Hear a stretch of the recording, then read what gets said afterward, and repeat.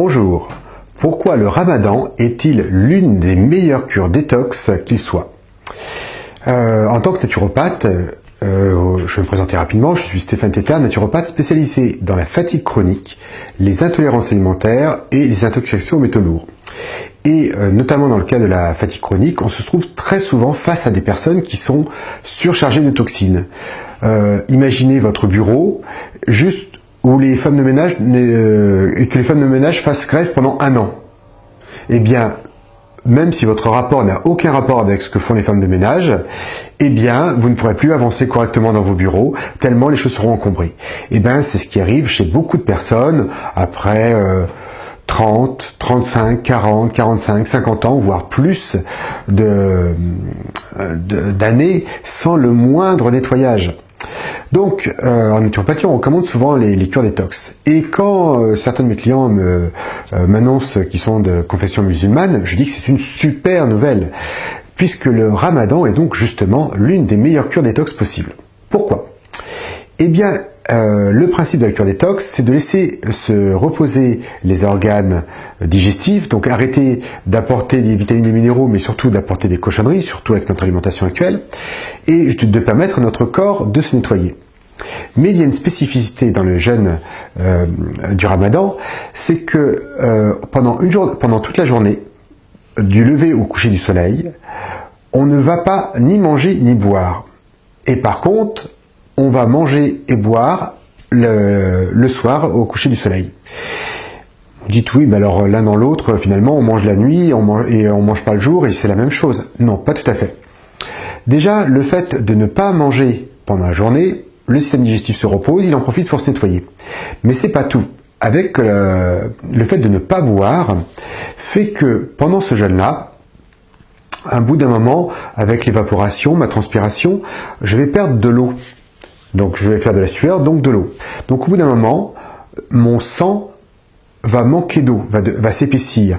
Et donc mon corps va dire, oula, j'ai un petit problème, si le sang devient trop épais, il va plus circuler partout.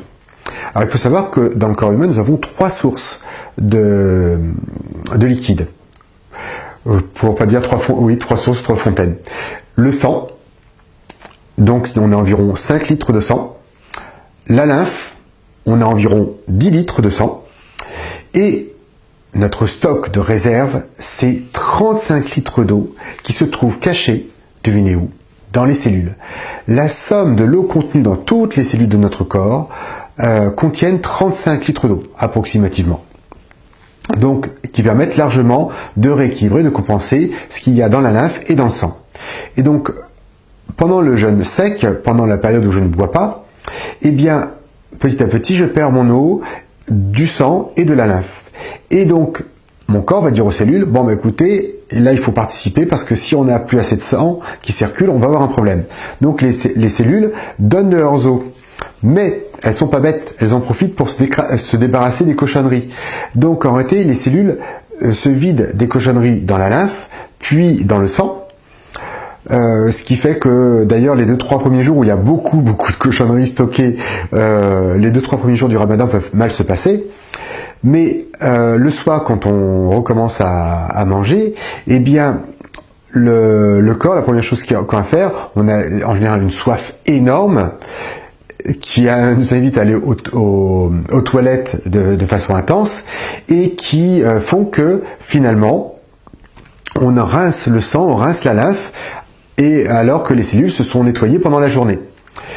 Donc ensuite, effectivement, pendant la soirée, on va refaire le plein de liquide et aussi le plein de vitamines et de minéraux.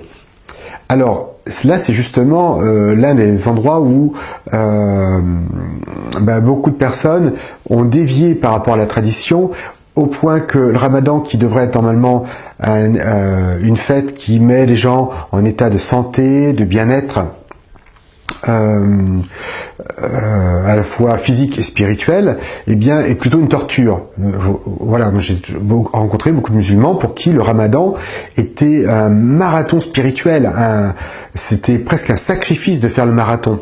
Or le ramadan n'est pas comme ça du tout. Le problème de ces personnes-là, les personnes pour qui le ramadan se passe mal pendant toute la durée du ramadan, eh bien c'est simplement qu'ils ont l'habitude de faire la fête après chaque journée.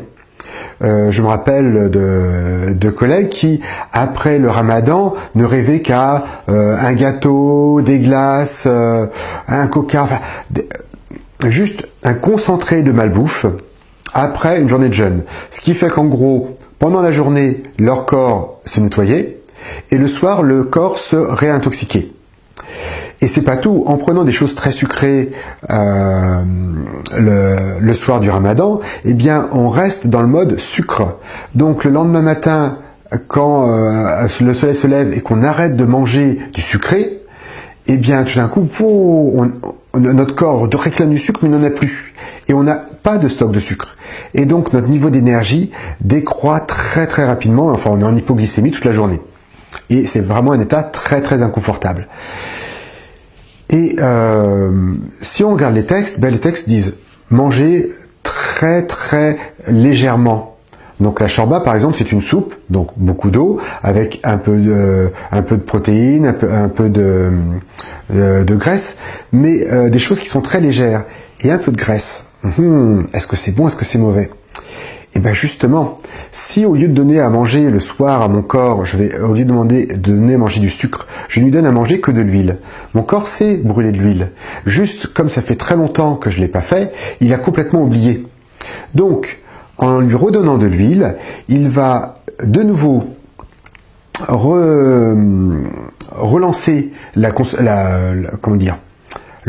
consommation, le brûlage de graisse, et donc non seulement je me retrouve sans coup de pompe pendant la journée, mais en plus je me débarrasse des petits stocks que je peux avoir accumulés depuis la précédente période du ramadan. Donc mon secret pour qu'un ramadan se passe bien, eh bien c'est de prendre le soir l'habitude de manger très très légèrement, très peu de choses sucrées, très peu de choses raffinées. Enfin, quand je dis très peu, vraiment, c'est plutôt ne pas. Donc, pas de sucre, pas de choses raffinées, pas de céréales raffinées et si possible, pas de céréales du tout. Franchement, manger un petit peu de viande légère, puis avec des légumes et un petit filet d'huile, c'est juste, et puis des épices bien sûr, c'est un délice. De manger des fruits qui sont très revitalisants, qui sont hydratants et revitalisants. Mais pas les céréales. Les céréales, c'est juste un stock de matières qui sont là pour nous faire résister à l'hiver, mais qui ne servent pas du tout dans le cadre du ramadan. Au contraire, on fait un pic de sucre le soir et éventuellement le matin, et pendant toute la journée, on est en hypoglycémie.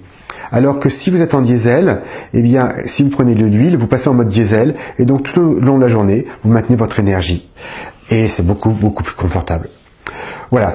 Une dernière petite astuce pour les personnes qui souffrent trop de soif pendant la journée, c'est le matin de prendre un lait de coco, une eau de coco, qui sont à la fois qui sont très reminéralisants et très hydratants. Voilà. Donc c'est pour ça que le ramadan, que je considère en tout cas le ramadan comme l'un des meilleurs jeûnes possibles, mais par contre de bien le faire selon la tradition, vraiment en mangeant léger, en mangeant plutôt des fruits, des légumes, un tout petit peu de viande, mais en vraiment mettant de côté tout ce qui est raffiné, transformé, de le garder pour la fin, pour la fête, pour l'Aïd, et de faire une cure de vous permettre d'avoir un ramadan où j'ai des clients et des clientes qui me disent « Waouh, mais non seulement j'ai jamais eu ce teint comme ça, mais une énergie, mais au-delà d'une énergie, un bien-être physique et mental qui est incroyable. » Voilà, c'est ce qui arrive à un jeûne bien fait, un ramadan bien fait, ou à d'autres cures dont je parlerai prochainement. Voilà, je vous dis à très bientôt. Au revoir.